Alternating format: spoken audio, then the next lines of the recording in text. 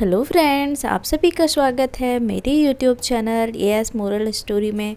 तो फ्रेंड्स, आज मैं फिर से लेकर आई हूँ एक नई कहानी।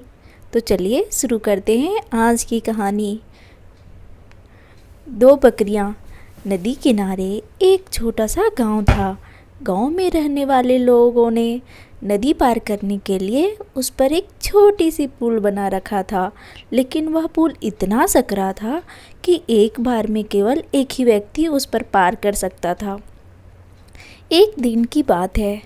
एक बकरी नदी पर बने उस पुल को पार कर रही थी।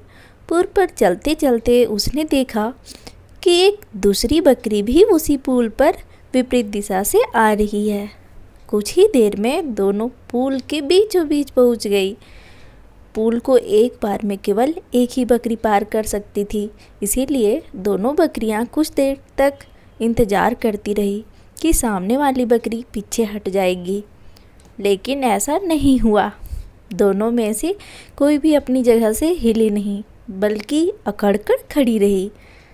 तब एक बकरी ने दूसरी बकरी से बोली, तुम मुझे जाने का रास्ता दो, क्योंकि मैं तुमसे बड़ी हूँ।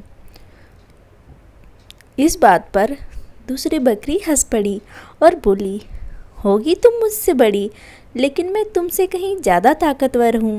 मैं तुमसे जल्दी ये पुल पार कर लूँगी, इसीलिए तुम मुझे रास्ता दो। पहली बकरी बोली, मैं तुमसे बड़ी हूँ और ताकतवर भी, इसीलिए हट जाओ। कुछ देर तक दोनों में इस बात पर बहस होती रही कि मैं ज़्यादा ताकतवर हूँ, और ये बहस फिर लड़ाई में बदल गई।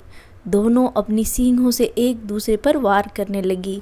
धीरे धीरे उनकी लड़ाई बहुत बढ़ गई। परिणाम ये हुआ कि उनका संतुलन बिगड़ा और वे दोनों पुल से नीचे नदी में जा गिरी। नीचे नदी की तेज़ धार उनको बहा ले गई और अंततः दोनों मर गई। कुछ देर बाद दो और बकरियां विपरीत दिशा से उस पर चलती हुई आई और बहस करने लगी कि कौन पीछे हटेगी और कौन दूसरे को रास्ता देगी।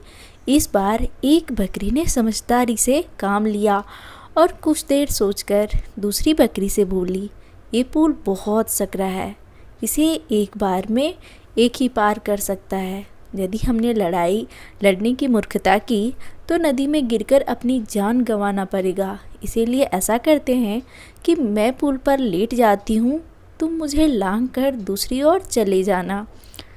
दूसरी बकरी को ये बात समझदारी भरी लगी। उसने पहली बकरी की बात मान ली।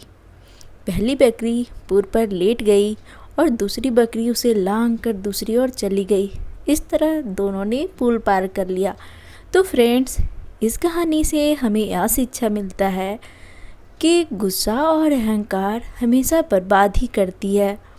वहीं समझदारी से काम लेने पर हर समस्या का समाधान निकल जाता है। तो फ्रेंड्स, ये कहानी हमारी आपको कैसी लगी? यदि ये कहानी हमारी आपको पसंद आई हो तो मेरे वीडियो को लाइक करें, शेयर करें, और यदि आप मेरे चैनल पे नए हैं तो मेरे चैनल को सब्सक्राइब कर लें। मिलते हैं हम एक नई कहानी में, तब तक के लिए धन्यवाद।